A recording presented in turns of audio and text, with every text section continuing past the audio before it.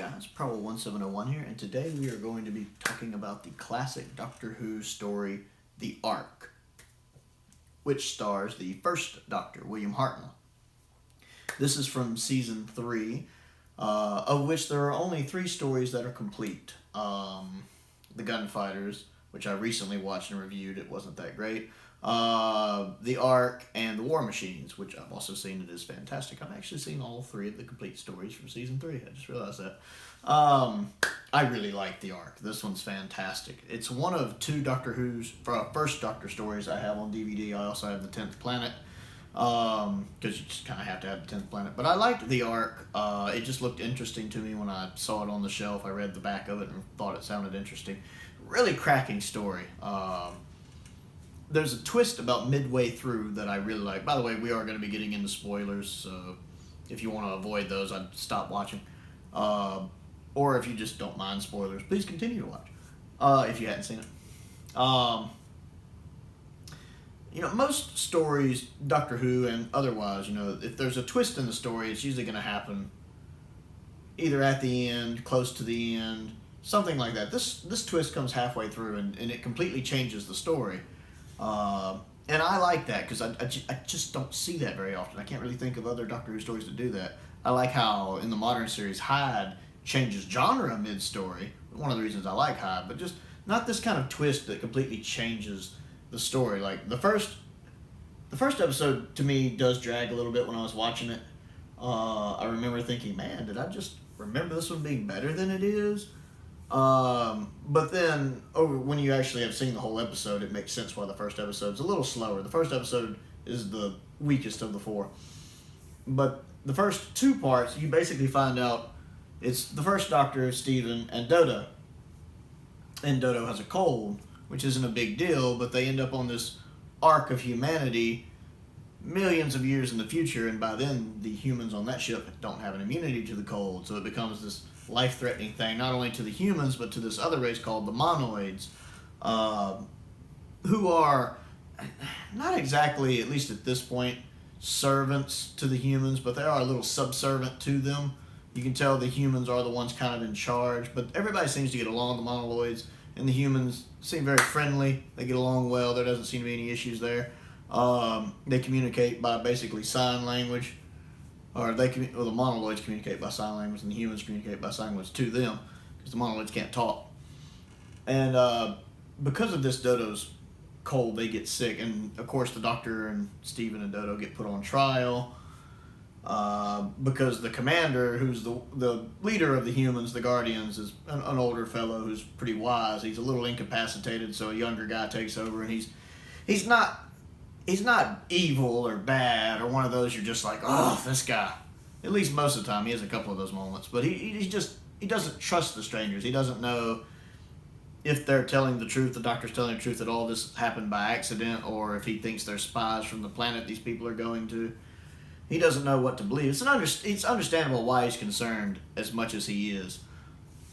And those whole first 2 parts basically are about the Doctor, one, trying to convince the Guardians to let them help them, and then once they do, convincing trying to find the cure for the disease. That's really what the first 2 parts are about. It's really everybody against the disease.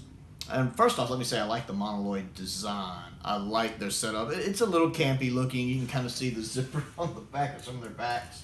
And their eyeballs are very obviously the actor's mouth. They hold a little eyeball in their mouth, you can tell, but this part of their face is covered up by their little wig. And it's kind of obvious, but the design grows on you. Like when you first see it in the story, it's kind of eye-rollingly bad, but the more you watch the story, the more you adjust and adapt to it, and it's pretty neat. I mean, it's pretty creative, having the eyeball like right here.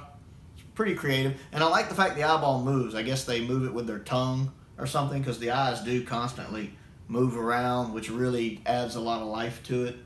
I'd say easily by the end of the 2nd episode, I'd really adjusted to their outfits, and I actually do like the design. I think it works pretty well for, 60s era Who. Like I said, you can still kind of see the zippers on the back, but I like that design a lot. It works well for the story.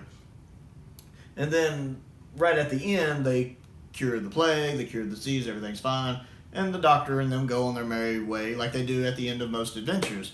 And then when they reappear, the cliffhanger to episode 2 is fantastic. Because in the first 2 episodes, the human guardians mention they're building a statue. They show you blueprints of this massive statue of a human being holding a globe, standing there, looking all regal. Well, when the TARDIS leaves, it reappears on the same ship, but 700 years later, because the voyage the humans are on is supposed to be like a 700-year voyage. So now, in the first 2 episodes, they're at the beginning of the voyage. Episodes 3 and 4, they've reappeared 700 years later, almost at the end of the voyage. And when you see the statue, it's a wonderful shot that ends episode 2. You know, they find the statue completed, and it does that slow pan up, and it zooms in on the head, which is a monoloid head, not a human head. And that's where it ends. And that's the great twist we find out in episodes 3 and 4, that in those 700 years, the Mongoloids have... Mongoloid? I just finished watching it, and it's already slipped out of my head. But Mongoloids... they've taken over. They basically had an insurrection. They took over. They became... they've made the Guardian humans their slaves, actual slaves. You know, they have... The Mongoloids now have little neck pieces where they can communicate when they touch them, and they have these heat rays that basically burn you to death. And they're some little pricks, to be honest. They, again, they've made the humans their service. They want to take over the planet that the ship is heading to now. And basically, you find out they want to kill all the humans off. So they plan on leaving the ship, going down to the planet, and blowing the ship up with all the humans on it. It's interesting here because this part of the story is very different, because whereas the first 2 episodes are really more about everybody battling the disease, and the Mongoloids seem very harmless, whereas here they're ruthless. They're, overlords, basically. They're overlords. And this is very much, the humans versus the Mongoloids, and then later one faction of the Mongoloid wants to overthrow the main faction of the Mongoloids. So you have Mongoloids fighting Mongoloids. A lot of infighting going on in these. They're like...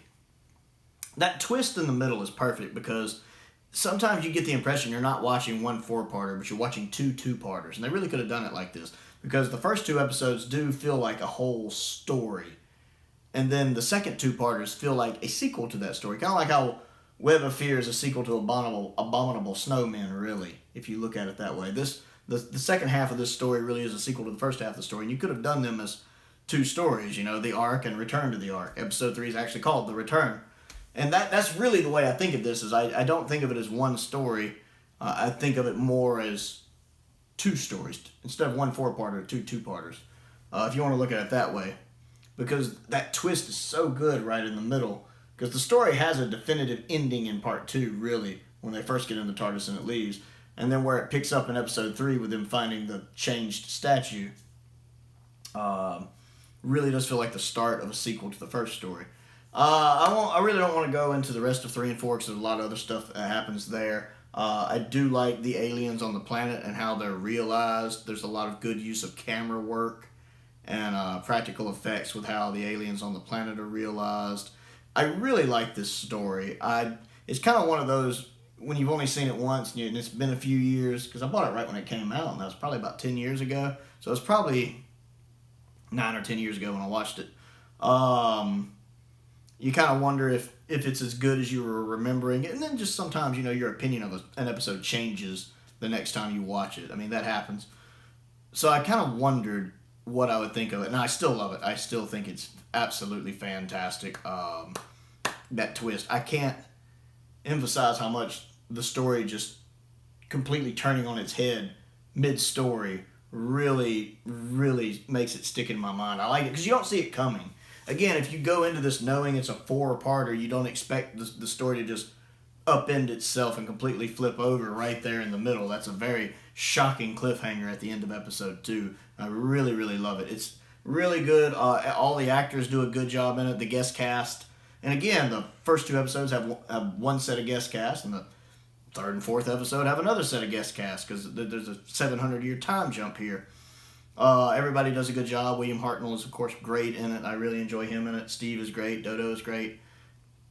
I like it. It's easily one of my favorite 60s Doctor Who stories. And I'm very much, I've mentioned before on the channel, I'm very much more a Troughton fan than I am a Hartnell fan. I'm not as big on Hartnell as I am on Troughton. I love Troughton.